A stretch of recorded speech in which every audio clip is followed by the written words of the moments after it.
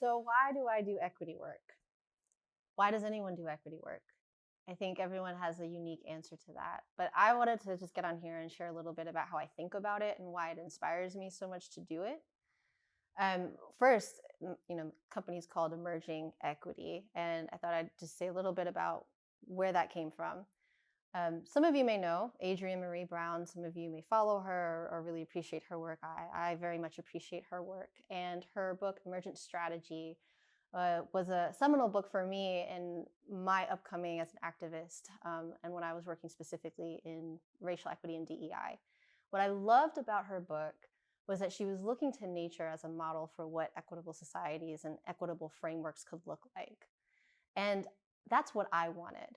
And when I take a step back and think about what my team and I have built and created, for us, equity work isn't the end game. Equity isn't the end game. Equity is the vehicle through which we get to whatever end game we're trying to create. I like to think about equity as the frame, not the picture. And in my case, equity is a circular frame rather than a square one. And what I love about that is that if I think about equity as the vehicle, it means that I get to create something within that vehicle and not just focus on equity being the thing that I'm working towards, because what does that mean in the end? And I think that's sometimes why when we're all saying equity and trying to get a sense of what we mean by that, we all mean something different, because equity is really a process. It's not a product. One of the things I'll say about this in terms of how I think about this frame, something that we'll often say is we want to put impacted people at the center.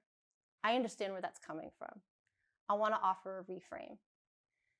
If you could just go along with me, a visual, if you have a circle and you put someone in the middle, say yourself, and then you look out to the circle, how much of the circle can you see?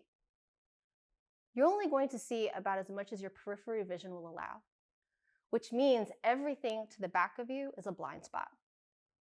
But what happens when you step onto the circle? How much of the circle can you see then? The whole thing. So when I think about how I like to position myself in equity, it's not that I want to be in the center or that I want to put impacted people in the center. What I want to do is decenter everyone so that everyone has the opportunity to view what would have potentially been their blind spots.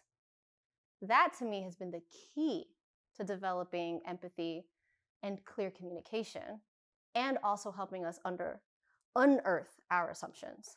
So, curious what you think about this free frame.